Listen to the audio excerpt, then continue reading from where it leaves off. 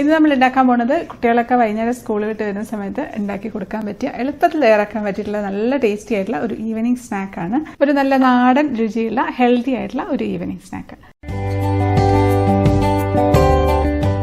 അപ്പോൾ നമ്മുടെ ഈ ഒരു ഈവനിങ് സ്നാക്ക് ഉണ്ടാക്കാനായിട്ട് നമുക്ക് ശർക്കര ഒന്ന് പാനിലേക്ക് ഇട്ട് കൊടുക്കാം. ഒരു 1/4 കപ്പല്ല, 1 കപ്പോളം തന്നെ ഉണ്ട് ഏകദേശം. നമ്മൾ ഒരുപാട് അങ്ങ് കുത്തി പൊടിച്ചിട്ടുമില്ല, കഷ്ണം കട്ടകളും ഒക്കെ ഉണ്ട്. ഇതിപ്പോൾ ഒരു 150 ഗ്രാം ശർക്കരയാണ്. അതിലേക്കൊരു 1/2 കപ്പ് വെള്ളം ഒഴിച്ചു കൊടുക്കാം. നമുക്കതൊന്ന് ഉരുക്കിയെടുക്കാം. അപ്പോൾ അത് മെൽറ്റായിട്ടുണ്ട്. നമുക്ക് ഒരു പാത്രത്തിലേക്ക് അങ്ങ് അരിച്ചൊഴിച്ചു കൊടുക്കാം. ഇനി നമുക്ക് മിക്സിയുടെ ജാറിലേക്ക് 2 ടേബിൾ സ്പൂൺ പഞ്ചസാര ഇട്ട് കൊടുക്കാം. ഒരു 3-4 ഏലക്ക അത് തൊലി പൊളിച്ചിട്ട് ഇതിലേക്ക് ഇട്ട് കൊടുക്കാം. നമ്മൾ നന്നായിട്ടൊന്ന് പൊടിച്ചെടുക്കാം. അപ്പോൾ അത് നന്നായിട്ട് പൊടിഞ്ഞ് വന്നിട്ടുണ്ട്. ഇനി അതിലേക്ക് നമ്മൾ ചേർത്ത് കൊടുക്കുന്നത് നേന്ത്രപ്പഴമാണ്. 2 നേന്ത്രപ്പഴം, നന്നായിട്ട് പഴുത്ത നേന്ത്രപ്പഴം എടുക്കണം. അത് നമുക്ക് മുറിച്ച് മിക്സിയുടെ ജാറിലേക്ക് ഇട്ട് കൊടുക്കാം. അതുകൂടെ നമുക്കൊന്ന് അരച്ചെടുക്കാം.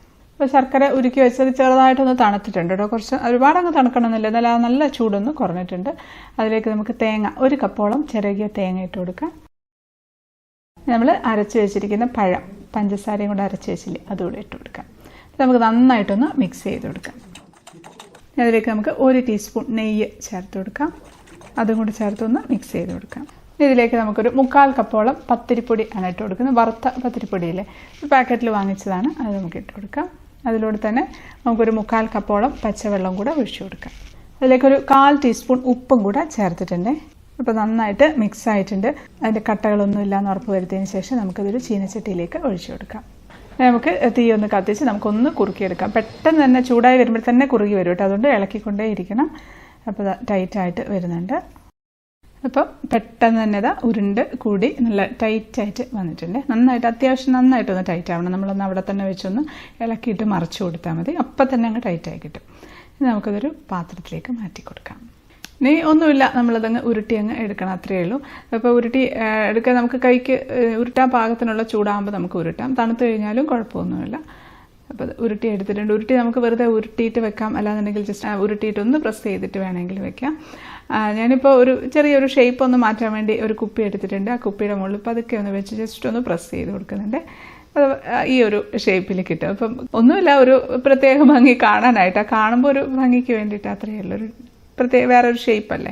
കുപ്പിയിൽ പറ്റുന്നുണ്ടെന്നുണ്ടെങ്കിൽ കുപ്പിയുടെ വായയ്ക്ക് ചെറുതായിട്ടൊന്ന് വെളിച്ചെണ്ണ തടവി കൊടുത്താൽ മതി. എന്നിട്ടൊന്ന് ജസ്റ്റ് പ്രസ് ചെയ്യുമ്പോൾ അങ്ങനെ അധികം പറ്റി പിടിക്കത്തില്ല. പിന്നെ ചെറിയ വാവട്ടമുള്ള കുപ്പിയാണെന്നുണ്ടെങ്കിൽ അതിന് വേറൊരു ഷേപ്പായിരിക്കും കേട്ടോ. അത് മുമ്പ് പ്രാവശ്യം ചെയ്തപ്പോൾ ഞാൻ ആ ചെറിയ കുപ്പിയാണ് എടുത്തത്. അപ്പോൾ നല്ല രസമുണ്ടായിരുന്നു. അപ്പോൾ ആ കുപ്പി കാണുന്നില്ല. അപ്പോൾ ഞാൻ കുറച്ചുകൂടെ വലിയൊരു കുപ്പി എടുത്ത്, അപ്പോൾ അതിന് വേറൊരു ഷേപ്പ്. അപ്പോൾ ഇത് എല്ലാം പരത്തി വെച്ചിട്ടുണ്ട്. പെട്ടെന്ന് കഴിയും. ഒരു 15 എണ്ണം ഉണ്ട്.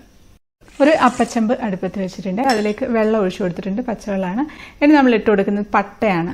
അത്യാവശ്യം തന്നെ വലിയൊരു കഷ്ണം പട്ടയാണ് ഇട്ടത്. നല്ല ചുരുണ്ടിരിക്കുന്ന പട്ടയാണ്. അപ്പോൾ അതിൻ്റെ ഉള്ളിലൊക്കെ ഉണ്ട്. അപ്പോൾ കുറച്ച് വലുപ്പം കൂടി പോയാലും കുഴപ്പമൊന്നുമില്ല. ഇത് ഇടുന്നത് എന്തിനാന്ന് വെച്ചിട്ടുണ്ടെങ്കിൽ ഒരു പ്രത്യേക ടേസ്റ്റ് ആയിരിക്കും നമ്മുടെ ഈ അപ്പത്തിന്. നമ്മുടെ തെരളിയപ്പമൊക്കെ ഉണ്ടാക്കുമ്പോഴുള്ള ടേസ്റ്റില്ലേ, ഒരു നൊസ്റ്റാൾജിക് ടേസ്റ്റ് ആയിരിക്കും. നമുക്ക് ഇലയൊന്നും ഇല്ലെങ്കിലും ആ തെരളിയപ്പത്തിൻ്റെ ടേസ്റ്റിൽ തന്നെ നമുക്ക് ഈ ഒരു അപ്പം ഉണ്ടാക്കിയെടുക്കാൻ പറ്റും. അപ്പോൾ എല്ലാവർക്കും ഇലയൊന്നും കിട്ടണമെന്നില്ലല്ലോ. അപ്പോൾ ഇലയില്ലെങ്കിൽ ഒരു കുഴപ്പമില്ല, അതേ ടേസ്റ്റിൽ തന്നെ നമുക്ക് ഈ ഒരു അപ്പം ഉണ്ടാക്കിയെടുക്കാനായിട്ട് പറ്റും. ഇനി നമുക്ക് സ്റ്റീം ചെയ്യാനുള്ള പാത്രം വെച്ച് കൊടുക്കാം. ആ പട്ടയുടെ മണമുള്ള ആവി കൊണ്ടാണ് ഈ ഒരു അപ്പം വെന്ത് വരേണ്ടത്. ഇനി നമുക്ക് നമ്മുടെ സ്നാക്സ് എല്ലാം ഒന്ന് പെറുക്കി വെച്ച് കൊടുക്കാം. നമുക്ക് അടച്ചു വെച്ച് നന്നായിട്ടൊന്ന് വേവിച്ചെടുക്കാം. ഒരു 10-15 മിനിറ്റൊക്കെ വെച്ചിരുന്നാൽ മതിയാകും. വെള്ളം വറ്റി പോകുന്നുണ്ടോ എന്ന് ശ്രദ്ധിക്കണേ. അപ്പോൾ അത് ആയിട്ടുണ്ട്. നമുക്കിങ്ങനെ എടുക്കാം. വെള്ളമൊക്കെ വറ്റിയിട്ടുണ്ട്, കുഴപ്പമൊന്നുമില്ല. നമുക്കിതെടുത്തൊരു പ്ലേറ്റിലേക്ക് മാറ്റി വെച്ച് കൊടുക്കാം. തണുത്ത് വരട്ടെ. അപ്പോൾ അത് അത്യാവശ്യം തന്നെ നന്നായിട്ട് തണുത്തിട്ടുണ്ട്. തണുത്ത് കഴിഞ്ഞിട്ട് എടുക്കാവുള്ളൂ, അല്ലാന്നുണ്ടെങ്കിൽ എല്ലാം കൂടെ പറ്റി പിടിച്ചു പോകും. ജസ്റ്റ് ഫാനിൻ്റെ ചൂടിൽ വെച്ച് പെട്ടെന്ന് തണുപ്പിച്ചെടുക്കാം. ശരിക്കും നല്ല മണം കേട്ടോ. ശരിക്കും ആ ഒരു തെരളിയപ്പത്തിൻ്റെ മണമാണ് വീട് മുഴുവനുള്ളത്. നമുക്ക് പ്ലേറ്റിലേക്ക് അങ്ങ് വെച്ച് കൊടുക്കാം. നല്ലൊരു പ്രത്യേക ഭംഗിയില്ലേ കാണാനായിട്ട്, പ്രത്യേക ഷേപ്പ്. നമുക്കൊന്ന് ടേസ്റ്റ് ചെയ്ത് നോക്കാം.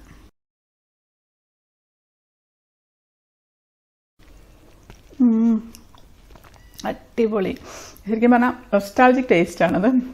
നമ്മൾ പണ്ടൊക്കെ തെരളിയപ്പമൊക്കെ ഉണ്ടാക്കില്ലേ, ആ ഒരു ടേസ്റ്റ് തന്നെയാണ്. അപ്പോൾ ഇലയിലും കുഴപ്പമില്ല. പെട്ടെന്ന് തന്നെ നമ്മൾ ഉണ്ടാക്കിയില്ലേ ഈ ഒരു ഈവനിങ് സ്നാക്ക്.